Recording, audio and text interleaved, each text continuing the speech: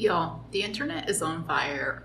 I don't need to talk about it. My name is Em. I love colorful makeup and colorful language, and this video is absolutely ripping out the pages of Audra and Abby Williamson's notebooks, copying it, but just changing it a little bit. Both of these people, these amazing creators, have made videos kind of in this realm. Audra has made 2 and Abby has made 1. I have just been sitting here. I've been dealing with my own shit, which has made creating videos challenging. But I'm finally at that point where I'm like, no, I need to talk about this. No, I want to talk about this. So consider this some old tea and new makeup. I don't know what is in the air. I don't exactly know, but there is so much happening, so much nonsense happening. If you haven't been on YouTube at all in the last month, 2 months, a anti-corporation, anti-MLM content farm, Illuminaughtii, was revealed for being an absolutely terrible human being. And the first thing, if you've been keeping up with this, there are a zillion videos. I know I am not the first to the party. But everybody keeps saying that this is another creepshow art situation. I think it's way worse. Now, my memory is not, the most fresh about Creepshow, but the things that Blair has done are, to me,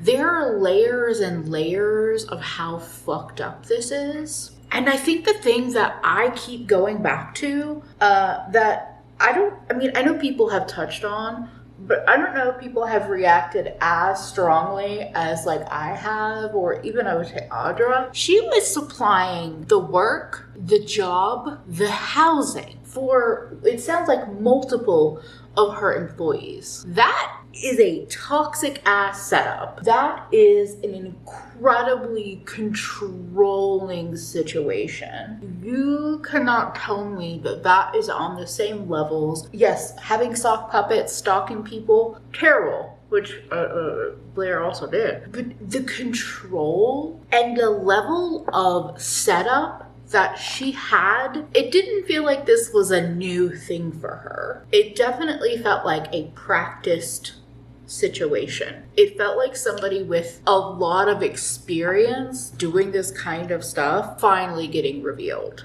because this was a pattern for her outside of even the terrible manipulating people that struggle with their mental health, manipulating people that were young, because I am pretty sure a lot of the people that she had in her little collaborator group, Sad Milk, were on the younger side, younger than her. If I'm wrong about any of these things, you're welcome to correct me. I'm just flying by the seat of my pants. And Audra was the one that put it this way. I don't know if they've said it in their video, but we've talked about it off camera.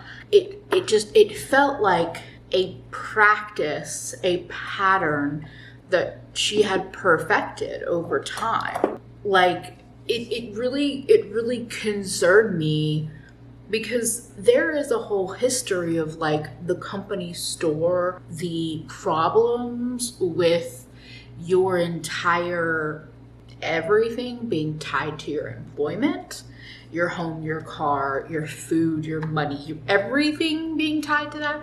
That's beyond just concerning. I've watched a lot of videos on this, so I don't feel like I'm saying anything that somebody hasn't said. I kind of feel like people are not as concerned or as shocked by that full control as they are by some of the other things. Now, she also did terrible things like reveal wonders on a living note and reveal things that didn't add to the story. That situation is so interesting because it's absolutely her own self-downfall. She told on herself, and she didn't need to do that. She could have continued to be a generic content farmer. And I say this, I didn't say this at the beginning. I watched her videos.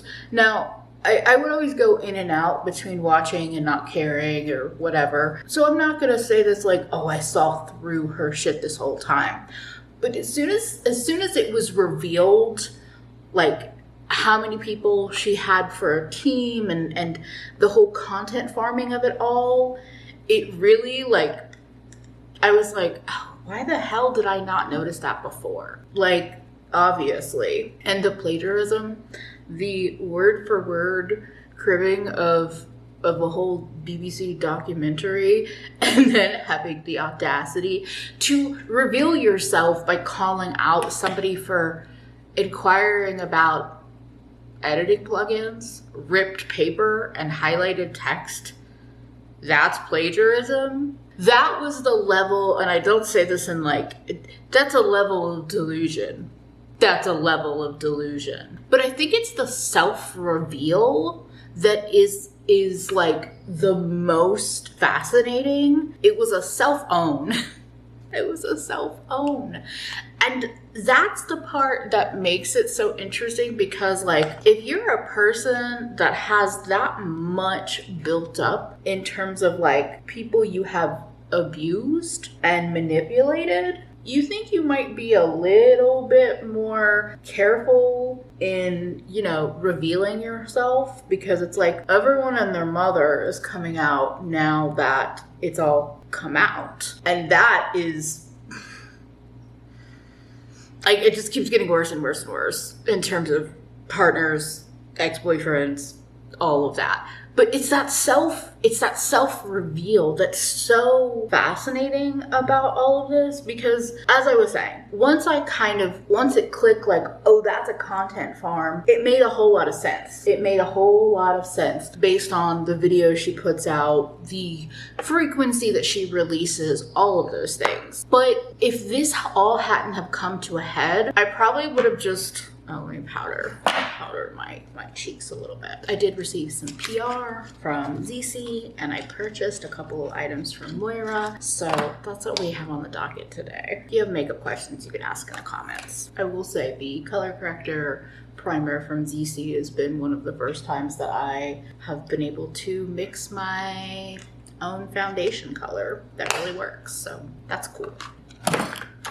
But it's that self-reveal. The self-reveal, the telling on yourself is such an interesting part of it. That's the thing. It's like, if this had not all kind of like come out, I might have still like looked at her content and been like, okay, it's kind of generic, but like, it's there. It's a good filler when I need things like that. But as soon as it was revealed, it was like, oh, everything slipped from whatever the phrase is. Like, I could see it. I could see it very clearly. Or before now, I was just like, yeah, okay. You know, I have some feelings about people that have the capacity, resources, money to be able to do like fully animated kind of stuff like Iilluminaughtii was doing, because you think that might be more accessible than filming, but that shit's expensive. To me, this ties together, and obviously it's because it's something I've been thinking a lot about and all of that. But the whole Taylor Swift Matty Healy thing is also such a self-reveal. I have said, I can't even say if it's been quiet or not, I have said plenty about my not really being a Swiftie. I'm not saying I've never listened to her music or enjoyed it. I've had my moments, but there was a very clear point in time where I was like, politically, I don't see it. And because so much of her existence is, everything felt like a show, a facade, I guess I would say, with her. And so, like, I was like, you know, as Audra called out last night, I don't trust anybody. But I especially was not trusting Taylor Swift. Lips first before eyes. Well, eyes are kind of started, but, you know. The formula of the Maybelline vinyl inks are weird. Weird as hell. But I like it. There is something about that self-own with Taylor and with Blair. It's like, is that Schadenfreude? It's sweet. It is so sweet. So like I said, I was not a Swiftie. Musically, I didn't really see it most of the time. But then there was also the whole presentation facade thing that so many people were really into, that I looked at and thought like, I don't think I'm seeing the same thing other people are seeing. So I'm just gonna stay over here. And like, I say that as somebody that is very clearly judging you for that choice.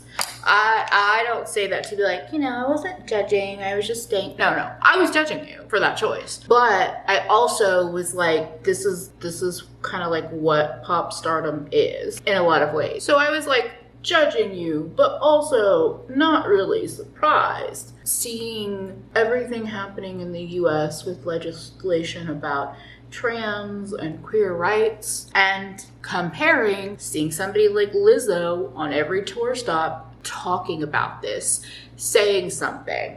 Even Beyonce made all of the bathrooms on the Renaissance tour gender neutral. And Taylor's over there with a lot of power and a lot of money. Not saying a goddamn word. And that's her fucking right to. But it's also our right, whether you're a diehard fan or just a onlooker, to feel some kind of way about it. But then when it was like revealed that Matty, Healy and her were a thing, something, it was like, y'all cannot continue to parade around and think that this person is somehow an ally in any of the communities that Matty Healy has been disgusting and hateful to. Your partner does say things about you. It represents things. And y'all can disagree with me on that, and that's fine. But it does. Because if you are with that kind of person, especially somebody who has very publicly done this shit,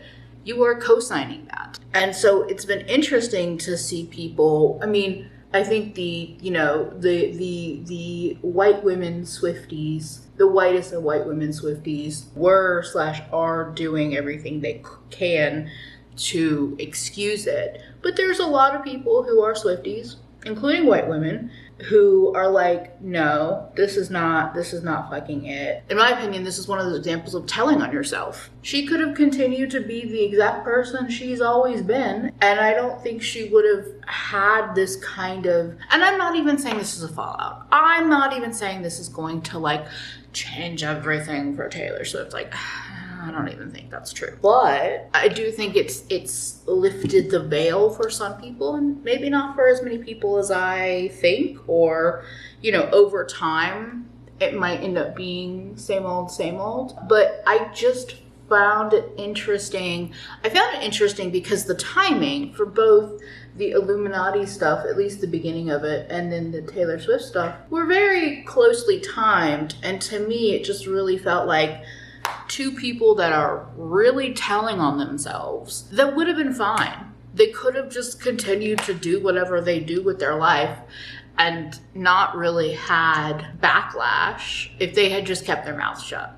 And I understand that, like, having a relationship in private is stressful and, like, who wants that? I get that. But, like, you're a billionaire and a celebrity, and you're gonna pick Matty Healy over, what, everything you've built? I mean, that's not comp het. I don't know what is. Am I using the word comp het loosely because it just feels right? Yes, feel free to correct me. Not sure if I'll listen, but you can try. The whole thing, and like, yeah, they broke up, blah, blah, blah, whatever. I still think that was a very well-informed choice on both their parts. All it did was confirm feelings that I was already feeling and thinking and saying in some capacity. But the thing with the whole Taylor fan base is that it's a lot of people and they're loud and angry. And so actually saying, like, I don't like this person, or I look at what they're doing with critical eyes, or things like that, is signing yourself up for harassment. And I'm still doing that by saying all of this right now, but like at the same time, I'm just some bitch on the internet, just trying to have fun when I can. But the telling on yourself of it all was really, I don't know, really fascinating to me. That was completely avoidable. And I think I said this already, but I'm going to repeat it. I don't know if it's actually going to affect her in a long-term, palpable way. She might just continue doing exactly what she's been doing this whole time, and people will forgive her for breaking up with him, and she'll write her story, her love stories, songs about it, and people will paint her as the victim, and everything will be fine. If that's how it rolls out, that's how it rolls out. But at least for me, it gives me more confidence in just saying how I feel about that person, that celebrity, that billionaire. And that is refreshing. That is quite refreshing. Again, it reminds me of the Illuminati situation, because I feel like there were so many people that when everything started coming out were like, you mean I can finally talk about this? I can finally say what I need to say about this person? Like, that's what it feels like.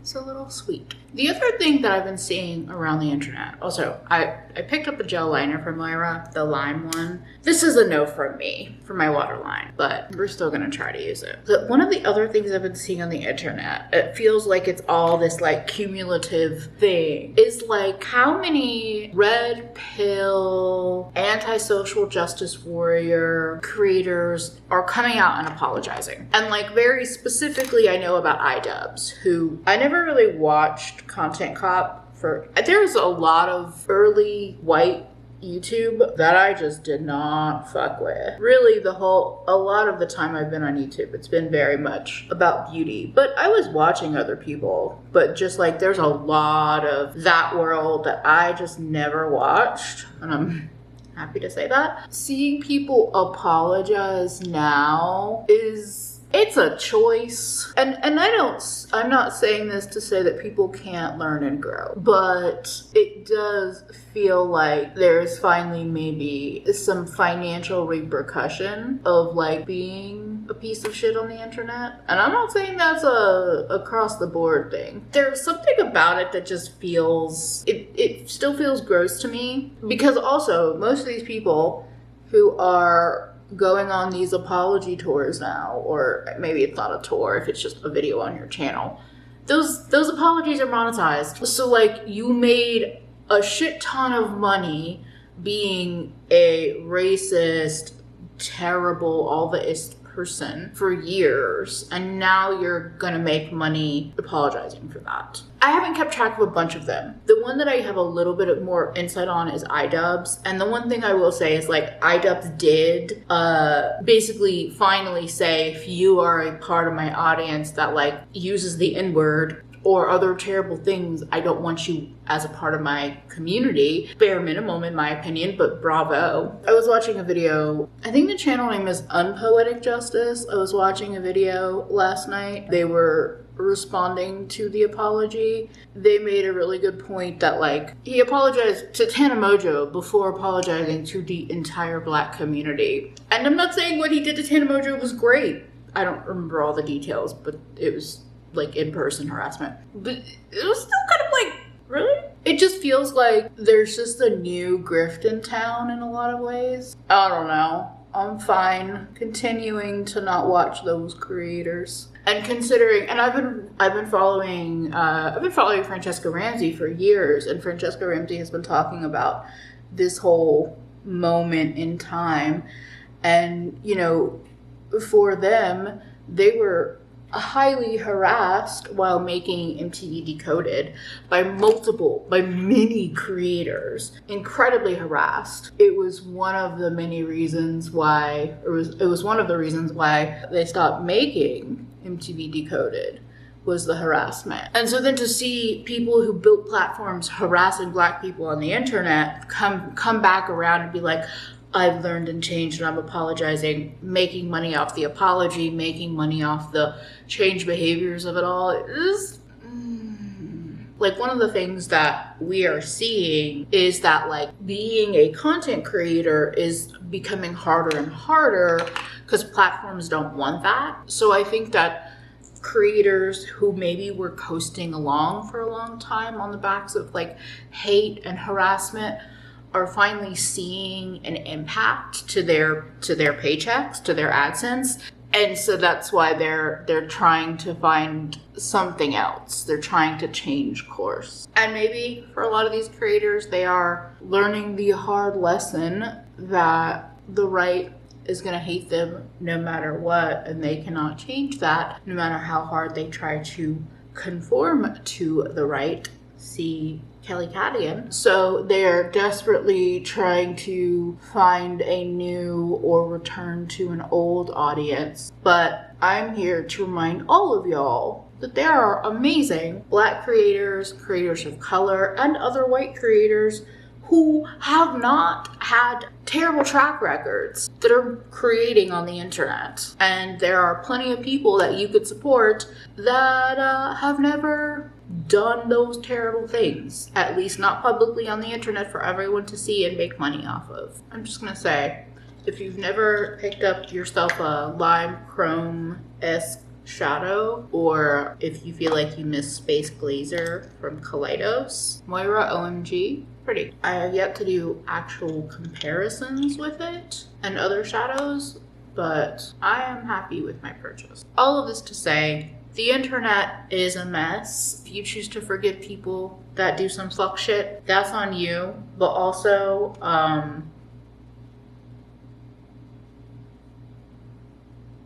shit is on fire right now.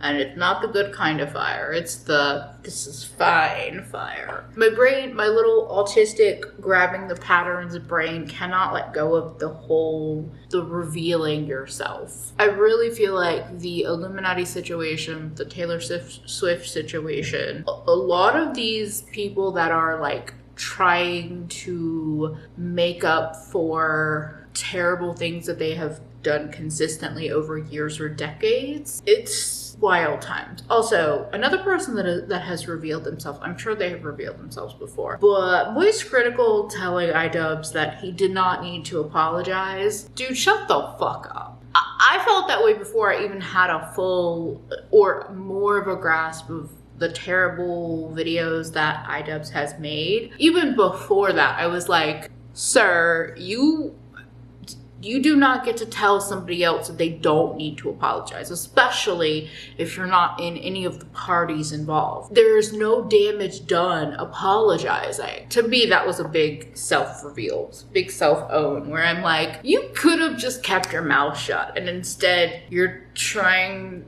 to negate a needed apology? It's the fucking Wild West. And I just needed to talk about it. And I also got to show you some of my new makeup, which is a rare thing around here. Thank you again to zeesea for sending me a little bit of PR. Got a powder, a green primer, and a purple mascara. And I also picked up a couple of glitter liners from Moira and the Shadow Pot, and the eyeliner, lip gloss from Danessa, and the vinyl ink. And that'll be, it's been the only new makeup for a long time, and it'll be that way for a while. So far, my thoughts on all these things. The Moira Shadow Pot, did I need this? No. Is it pretty? Yes. Do I like the packaging? Yes. The Moira eye pencil is a no.